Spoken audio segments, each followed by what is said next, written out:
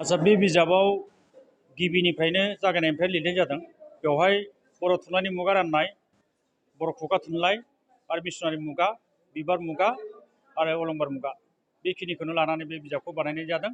आरो बियो फार्स्ट सेमिस्टारनि दानि अनार्स थाखोनि फराय बिजाब आरो लोगोसे गुबुन गुबुन फरायसालिमानि आरो बुहुम फरायसालिनि बे बिजाबा हेफाजाब होगोन। आं बेखिनिखौ बुंबाय आरो फरायसाफ्रा जाहाथे बे बिजाबखौ फरायनानै मदद मोनथों आरो फरायनानै गियान जाथों आरो थाखोफ्राव फरिखाफ्राव जाहाथे मोजाङै उथ्रिथों।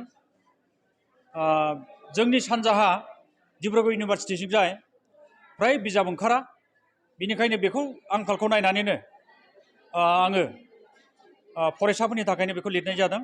आरो फरायसाफ्रा आसा खालामो फरायसाफ्रा बेखौ फरायनानै हेफाजाब मोनगोन, बेखौनो आङो मिजिंथियो। बेथ' नंगौ, बर' बिजाब बायग्रा फ्राय गैया।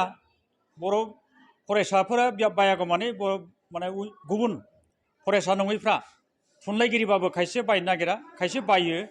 नाथाय आं सानो बे बिजाबा फरायसाफोरनि थाखाय लिरनाय नालाय फरायसाफ्रा गांफा गांनैखा बायखागोन आरो फरायगोन। आरो बिनि बाहेरा सिलेबासनि बायजोनिखौ लानानै लिरखायाखै, सिलेबासाव गोग्लैखानायखौसो लिरखादों। आरो बर' थुनलाइनि जिथु जारिमिन, बे जारिमिननि बाहेरा नंखाया बियो। एसेबाबो हेफाजाब होगोन होननानै आं बेखौ आसा खालामखायो।